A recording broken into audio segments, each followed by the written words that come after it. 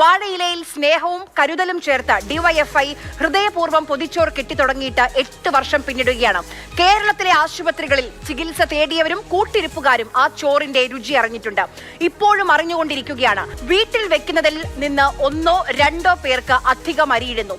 ഹർത്താൽ, പണിമുടക്ക് ദിവസങ്ങളിൽ തെരുവിൽ കഴിയുന്നവരും ഈ പൊതിച്ചോറിന്റെ അവകാശികളാണ്.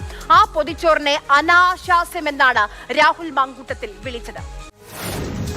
ഡിവൈഎഫ്ഐയുടെ അടക്കമുള്ള പൊതിച്ചോറിനെ പറ്റിയൊക്കെ സംസാരിക്കാറുണ്ട്.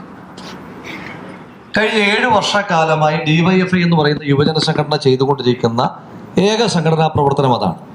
ആ സംരംഭത്തിന്റെ പിന്നിലൂടെ നടക്കുന്ന നിയമവിരുദ്ധമായിട്ടുള്ള പ്രവണതകൾ എത്രമാത്രം ഉണ്ട് എന്ന് ഈ വേദിയിൽ നിന്നുകൊണ്ട് പറയുവാൻ ആഗ്രഹിക്കുന്നില്ല. അത് ഡിവൈഎഫ്ഐക്കാർക്ക് ഇപ്പോൾ ഞാനത് രാവിലെ ഒരു വേദിയിൽ പ്രസംഗിച്ചതിന് ശേഷം കുറെ ഡിവൈഎഫ്ഐയുടെ നേതാക്കന്മാർ പ്രതികരണമായിട്ട് വന്നിട്ടുണ്ട്. ഡിവൈഎഫ്ഐയുടെ ഭാഗത്തു നിന്നുള്ള പ്രതീകാത്മകമായ പ്രതിഷേധമാണ്. ഒരിക്കൽ ഏത് പൊതിച്ചോറിനെയാണോ കഴിഞ്ഞ 8 വർഷമായി കേരളത്തിലെ ആശുപത്രികളിൽ ഡിവൈഎഫ്ഐ പൊതിച്ചോറ് വിതരണം നടത്തുന്നുണ്ട്. കോടിക്കണക്കിന് മനുഷ്യരിലേക്ക്, രോഗികളിലേക്കും കൂട്ടിരിപ്പുകാർക്കും അവർ ജാതി, മതം, രാഷ്ട്രീയം നോക്കാതെ പൊതിച്ചോറ് നൽകിയിട്ടുണ്ട്. അവരുടെ പ്രിയപ്പെട്ട സഖാവ് VS മരിച്ചിട്ടും പൊതിച്ചോറ് വിതരണം നിന്നിരുന്നില്ല.